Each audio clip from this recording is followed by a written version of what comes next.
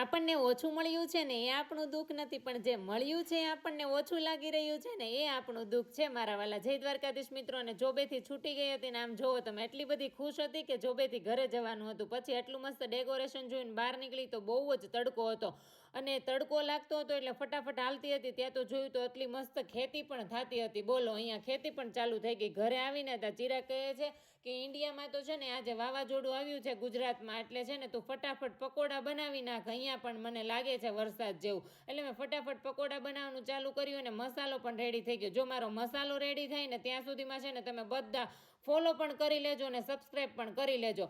હું મસાલો આખા ધાણા અને થોડી એવી વરિયાળી નાખી અને ક્રશ કરીને વઘારું છું. તમે કઈ રીતે વઘારો છો ને મને કોમેન્ટ કરીને કહેજો. ને ગુજરાતીઓને ચણાના લોટ વગર તો ચાલે જ નહીં. ફટાફટ મેં ચણાનો લોટ ડોઈ નાખ્યો હતો અને મારો મસાલો પણ ઠરી ગયો હતો એટલે મેં ભરવાનું ચાલુ કરી દીધું હતું. મારા પકોડા બનવાનું ચાલુ થઈ ગયું હતું. ના હવે બ્રેડમાં મસાલો ભરવાનું ચાલુ થયું હતું. એટલા થોડા ઈઝી છે પકોડા. ફટાફટ પછી તો જો મેં બધી બ્રેડમાં મસાલો ભરવાનું ચાલુ કર્યું એટલે ચિરાગ કહે છે કે તું મસાલો ભરતી જા અને સાથે સાથે કટિંગ પણ કરતી જા, એટલે મારે કરવું નહીં. મેં કીધું સારું ચાલો તમે કહો છો એટલે હું કટિંગ પણ કરી નાખું.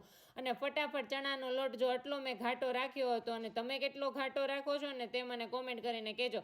પછી છે ને મેં ફટાફટ તળવાનું ચાલુ કરી દીધું. 3 પકોડા તો મારા મસ્તના તળાઈને બહાર પણ આવી ગયા હતા. એવું લાગે છે કે લીલિયાના ફેમસ પકોડા મારા ઘરે જ બને છે. ના હવે તો હમણાં કંઈક સુરતમાં ચીઝવાળા પકોડા પણ વાયરલ થયા છે, પણ મારા ઘરે ચીઝ નહોતું એટલે મેં નથી નાખ્યું. હર વખતે ચીઝ નાખેલું ના ખવાય એટલા માટે.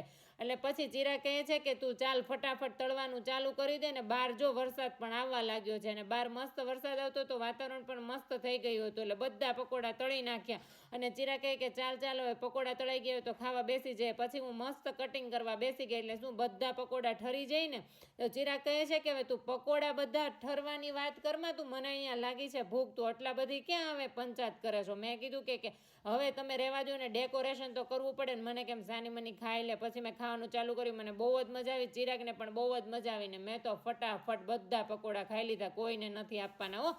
મળીએ નેક્સ્ટ વિડીયોમાં. જય દ્વારકાધીશ મિત્રો. વિડીયો ગમ્યો તો લાઈક કરજો, શેર કરજો અને કોમેન્ટ કરવાનું ભૂલતા નહીં.